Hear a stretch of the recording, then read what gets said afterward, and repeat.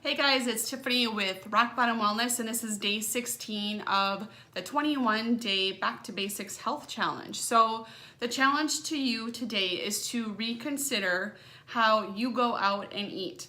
So it is kind of a treat sometimes to go out and eat in a restaurant, have someone else cook for you, prepare for you. You just have to go sit there. You can order whatever you want and just enjoy.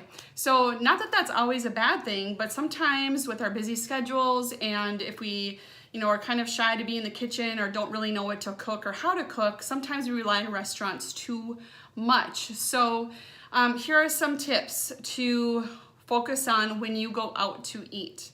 And this applies for people who just go out once in a while and maybe not sure how to optimize their quality of their restaurant options. So, I'm kind of focusing on regular sit-down restaurants. I'm not really focusing on fast food restaurants because I don't really know what good options there probably are at some of those, but I'm going to focus on sit-down restaurants here for this challenge. So one of the things you need to focus on, I should say one of the things, there's three things you need to focus on when you go sit down at a restaurant.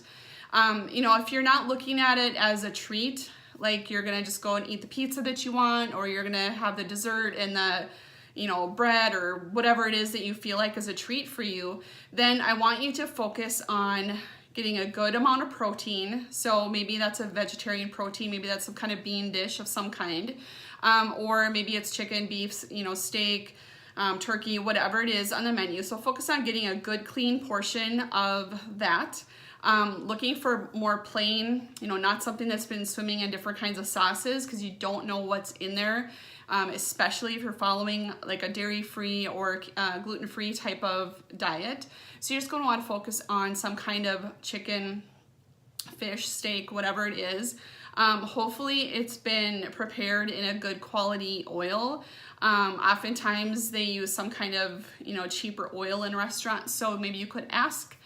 People are usually very accommodating. I'm not guaranteeing that people are going to be really up on the menu. A lot of times servers are not trained in what's really going on in the kitchen. It kind of depends on the type of restaurant you're going to. But you need to advocate for yourself and ask the questions about how your food is being prepared. The other thing to focus on is some kind of vegetable. And then if you're going to get some kind of starch, make sure it's just something simple and plain like potatoes of some kind, sweet potatoes, maybe a rice dish, rice pilaf, those types of things. They might taste really good, but there can be a lot of extra stuff in them. And again, if you're following a gluten-free diet, for example, just getting a rice pilaf is not going to guarantee that it's gluten-free just because you think it's a rice dish. So you just need to be really careful with that. Some things that I end up by doing when I eat out, just because I feel like eating out is a treat, even if I get the same types of things, and sometimes it's kind of boring. But what I try to do, just to be safe, is to always do some kind of salad, and then I make my accommodations to make sure it's gluten-free. Or I do a burger without the bun, or like a chicken sandwich without the bun, and then just order a side salad, and that is more than satisfying. So what I challenge you to do is, even if you're not following a gluten-free diet, if you order a burger, for example, try ordering it out with a bun, with no bun, regardless if you're gluten-free or not. The thing is if you start to do that and you kind of notice that you start to decrease the amount of starchy carbs that you get at restaurants, because the portions, as you know, are huge, and you'll feel so much better just by that alone. You're not going to feel bloated. You're not going to feel overly stuffed and full. You're going to feel satisfied and comfortable. You're not going to walk away wishing you wouldn't have eaten and feel guilty and all the stuff that comes with that. So I recommend you start with that as a challenge. And if this is something you get kind of sick of after a while, I know I do.